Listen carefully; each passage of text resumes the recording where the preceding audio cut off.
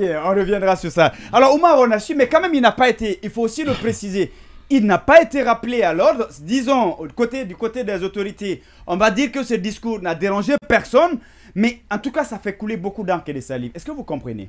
Alors, moi, je voudrais que vous me rappeliez, nous sommes de quel mois maintenant là? Nous sommes au mois de mai. Ok, au mois de mai. Alors, il faut se rappeler à Dansa qu'il nous avait promis que au mois de mars, on devrait avoir la première mouture de la nouvelle constitution. Et nous sommes au mois de mai. Où en sommes-nous face à ce travail? D'accord. Et aujourd'hui, je crois que dans ça, il est en train de sortir ce qui est dans la Constitution. C'est-à-dire, ce sont les mêmes qui gagnent. Je crois que c'est dangereux même d'entendre. C'est dangereux quand on dit c'est les mêmes qui gagnent. Mais un ancien acteur de la société civile, président du CNT. Mais c'est des gens, un observateur électoral. Bien évidemment. Et puis c'est des gens qui se développent dans notre sous-développement.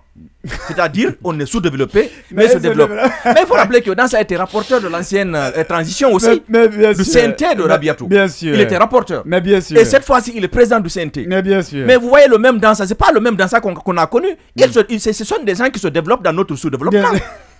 Et ils ne veulent pas que ça finisse. Ça ne peut pas continuer. Ils se font comme si le pays les appartient. Et c'est très dangereux de tenir ce genre de discours. Si aujourd'hui, il y a des gens qui ne s'identifient pas à Diomaye Faye. Vous comprenez? Mais le Sénégal a voulu qu'il soit lui. Qu'est-ce que vous pouvez? Si les Guinéens s'identifient à Sékou Keita, mais Sékou c'est notre prochain président. Sinon on a été très nombreux. C'est aussi simple que ça. Il n'a ni charisme, il n'a pas de bagage, de background même la communication, tout ça. Et puis on a tout dit. C'est ce que le Sénégal a choisi.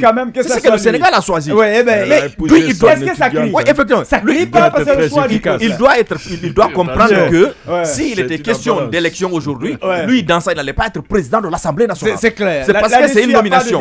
Alors, on ne peut pas continuer à être dirigé par des gens qui sont venus comme ça. Il faut à un moment donné... Et qui pensent que la règle maintenant... Et c'est ça la bonne règle. Il faut à un moment donné que nous soyons dirigés par des gens que nous allons choisir. Que le chef de quartier soit choisi par ses citoyens.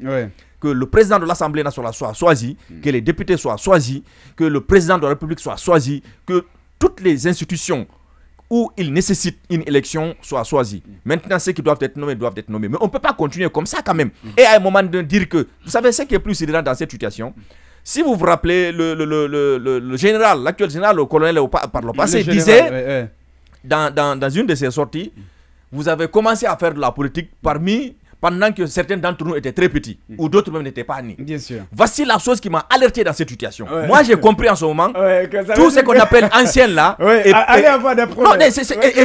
Et si vous avez remarqué, c'est ça qui continue. Vous savez, Dadi, ça dit, vous ne pouvez pas faire votre temps et le temps de vos enfants. Et c'est ça qui...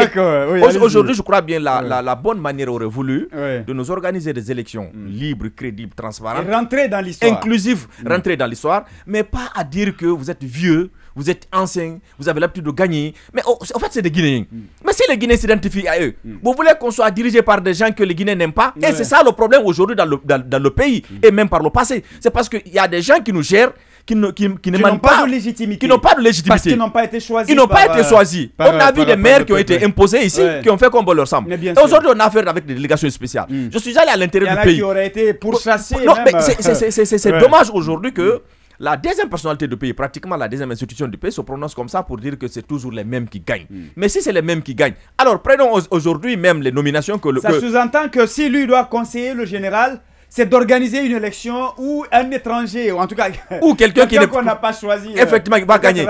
Prenons les nominations qu'ils font actuellement. Vous voyez quelqu'un qui est secrétaire général d'un département ministériel. Il est président du conseil d'administration encore, d'ailleurs. Il est délégué quelque part. Il est ministre quelque part. Il est coordinateur d'un projet quelque part. Au même moment, il y a des Guinéens diplômés qui ont vraiment des bagages intellectuels, mais qui sont mis à la touche.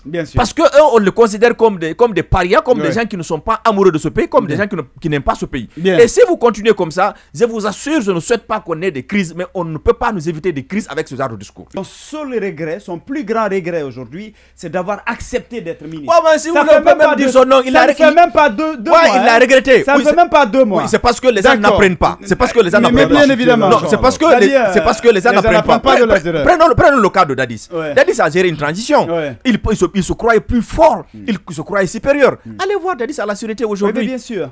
Et aujourd'hui, ces autorités devraient s'inspirer de ça. Je vais vous parler d'une confidence. Il aurait dit un jour que ce qui le blesse en ce moment, ce qui le ronge, c'est quand il prend la peine d'appeler, d'abord qu'il est à la maison centrale, des gens qu'il a créés, c'est-à-dire qui ont tout eu, qu'il a nommé, qui ne viennent pas le saluer, et qui ne répondent même pas aux appels. Il prend l'initiative de rentrer en contact avec eux qui ne répondent pas. Il dit que ça le ronge plus que la prison. C'est pour autant dire combien de fois l'histoire. Je crois que nos autorités actuelles doivent s'inspirer de ça. Très bien.